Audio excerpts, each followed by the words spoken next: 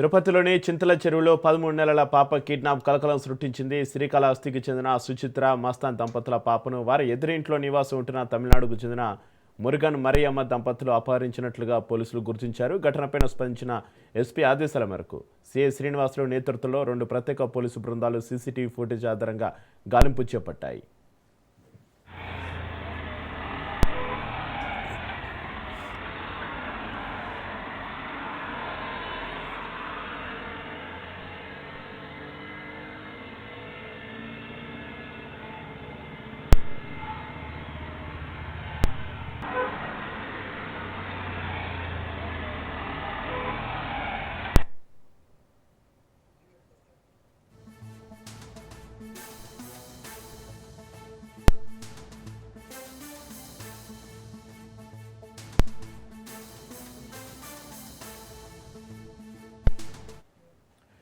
తిరుపతిలోని చింతల చెరువులో 13 నెలల పాప కిడ్నాప్ కలకలం సృష్టించింది. శ్రీకాళహస్తికి చెందిన సుచిత్ర, మస్తాన్ దంపతుల పాపను వారి ఎదురింట్లో నివాసం ఉంటున్న తమిళనాడుకు చెందిన మురుగన్ మరియమ్మ దంపతులు అపహరించినట్లుగా పోలీసులు గుర్తించారు. ఇక ఈ ఘటనకు సంబంధించి మరింత సమాచారాన్ని మా ప్రతినిధి నారాయణ రెడ్డి ఫోన్లో అందిస్తారు. నారాయణ రెడ్డి, తిరుపతిలోని చింతల చెరువులో 13 నెలల పాప కిడ్నాప్కి సంబంధించి మీ దగ్గర ఉన్న అప్డేట్స్ ఏంటి? తిరుపతి అర్బన్ పరిధిలోని చింతల చేను సమీపంలో నివాసం ఉంటున్న సుచిత్ర, మస్తాన్ దంపతుల చిన్నారి 13 నెలల చిన్నారి జయశ్రీ నిన్న సాయంత్రం కిడ్నాప్ గురైంది. అంటే ఆ ఇంటికి సమీపంలోనే ఉన్న మారమ్మ, మురుగన్ దంపతులు ఆ యొక్క చిన్నారిని కిడ్నాప్ చేసినట్లు ఎవరైతే కిడ్నాప్ గురైన చిన్నారికి తల్లి ఎవరో సుచిత్ర ఆమె ఈస్ట్ పోలీస్ స్టేషన్ లో ఫిర్యాదు చేయడం జరిగింది.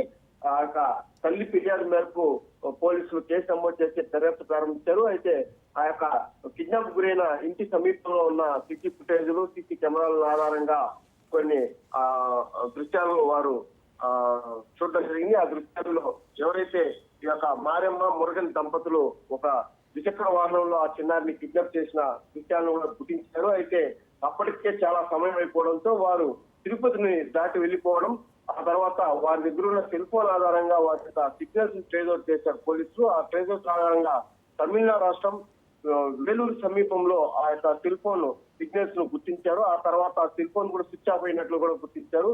దీనిపైన ఆ చిన్నారిని సురక్షితంగా తల్లిదండ్రులకు అప్పగించే క్రమంలోనే తిరుపతి నుంచి 2 ప్రత్యేక బృందాలను కూడా ఆ వేలూరు జిల్లా కూడా పోలీసులు కూడా పంపడం జరిగింది.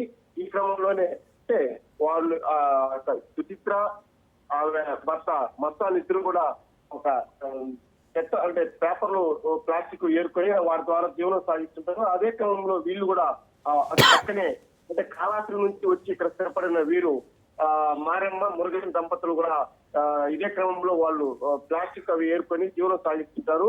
అయితే మారమ్మకు ఇదివరకే ఒక 2-3 వివాహాలు జరిగినట్టు, ఆమెకి సంతానం కూడా ఉన్నట్లు కూడా పోలీసులు గుర్తించారు. వారిని కూడా కొంత అదుపులోకి తీసుకొని ప్రశ్నించడం జరిగింది. అయితే మారమ్మకు తమకు సంబంధం లేదని ఇది వరకు వివాహం చేసుకున్న భర్తలు కూడా వాళ్ళు చెప్పడం జరిగింది. అయితే ఆమెకు ఇదివరకే పిల్లలు కూడా ఉన్నారు. అయితే పిల్లలను తీసుకొచ్చి సాకునే పరిస్థితి లేదని అనుమానాలు కూడా కలుగుతున్నాయి. అయితే ఆ చిన్నారిని ఎవరైతే 13 నెలల చిన్నారి జైశ్రీని కిడ్నాప్ చేశారో ఆ పాపని ఇతర రాష్ట్రాలకు తీసుకెళ్లి అమ్మే క్రమంలోనే ఆ అమ్మాయిని తీసుకెళ్లినట్టు కూడా పోలీసులు పూర్తిగా అనుమానిస్తున్నారు. చెప్పి నారాయణ రెడ్డి, సీసీటీవీ ఫుటేజ్ గమనించినట్లయితే వారు పాపతో పాటు ఒక బైక్ మీద ప్రయాణం చేస్తున్నట్టుగా తెలుస్తుంది. ఏ ప్రాంతంలో ఈ సీసీటీవీ ఫుటేజ్లో వారు కనిపించారు?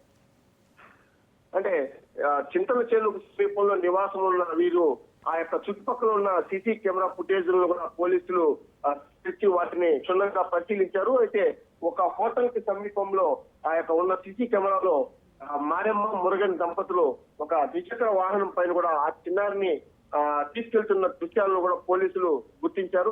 దీని ద్వారా కూడా ఎవరు కిడ్నాప్ చేశారనే దాన్ని కూడా పూర్తిగా నిర్ధారణకు వచ్చారు. ఆ క్రమంలోనే వారి యొక్క ఆధారాలను అలాగే వారి వివరాలను పూర్తిగా సేకరించి వారి యొక్క కుటుంబ సభ్యులు ఎవరైతే ఉన్నారో వాళ్ళందరూ కూడా విచారణ చేస్తున్నట్లు కూడా తెలుస్తుంది. ఇప్పుడు ప్రస్తుతం వీళ్ళు విజయనగరం జిల్లాలో ఉన్నట్లుగా కూడా పోలీసులు గుర్తించారు. అక్కడ కూడా ఇక్కడ నుంచి పోలీసులు ఒక ప్రత్యేక 2 బృందాలను కూడా అక్కడికి పంపించారు. చెప్పి అయితే కిడ్నాప్ కి గురైన చిన్నారి తల్లిదండ్రులు ఏమంటున్నారు నారాయణ రెడ్డి? తమకు నరాల పట్టి తమ చిన్నారి ఇంటి ముందు ఆడుకుంటున్న సమయంలోనే ఆ పాపని ఉద్దేశపూర్వకంగానే కిడ్నాప్ చేశారో తెలుస్తుంది. తమతో ఇరుగు పొరుగు ఉన్న వారే తమ పిల్లలు పాపని కిడ్నాప్ చేశారన్న చాలా జీర్ణించుకోలేని విషయం అని చెప్పి కూడా వాళ్ళు ఆవేదన వ్యక్తం చేశారు. తమతో నమ్మకంగా ఉంటూ మాట్లాడుతూనే తమతో పాటు కలిసి ఉన్న వారే ఇలా చేస్తారని తాము ఊహించలేదని చెప్పి కూడా చిన్నారి తల్లి ఆవేదన వ్యక్తం చేస్తున్న పరిస్థితి కనిపిస్తుంది. నారాయణ రెడ్డి, ఈ ఘటనపైన ఎస్పీ స్పందించినట్లుగా తెలుస్తుంది. కిడ్నాప్ గురైన పాపను కాపాడడానికి ఎస్పీ ఎలాంటి ఆదేశాలు జారీ చేశారు? చక్రి, అంటే తిరుపతి ఆధ్యాత్మిక నగరమైన తిరుపతిలో ప్రశాంతత వాతావరణానికి అత్యధిక ప్రాధాన్యత కల్పిస్తున్నారు. ఈ క్రమంలోనే గతంలో తిరుమల తిరుపతి సమీపంలో కూడా 2-3 కిడ్నాపులు జరిగిన వెంటనే పోలీసులు స్పందించిన తీరు అద్భుతంగా ఉంది. ప్రజలు కూడా శభాష్ అనే విధంగా కూడా వారి యొక్క పనితీరు ఉంది. అదే క్రమంలో ఎవరైతే ఈ యొక్క కిడ్నాపులకు గురవుతున్నారో వారిని పట్ల ఉపేక్షించే పరిస్థితి లేదనే విధంగా కూడా పోలీసులు అడుగులు వేస్తున్నారు. ఈ యొక్క ఎవరైతే చిన్నారి కిడ్నాప్ కు గురైందో ఆ చిన్నారి సురక్షితంగా క్షేమంగా తల్లిదండ్రులు చేర్చే విధంగా కూడా ఎస్పీ చర్యలు చేపట్టినట్టుగా కూడా తెలుస్తుంది. అందులో భాగంగానే సంబంధిత అధికారులు కూడా ఆదేశించారు. పూర్తిగా తిరుపతి అనేది ఒక ప్రశాంత నగరం. ఇక్కడ ఈ ప్రాంతంలో ఇలాంటి వాటికి చోటు లేకుండా చేయడం అనేది పోలీసుల ఉద్దేశం కూడా తెలుస్తుంది. Right, thank you Narayana Reddy.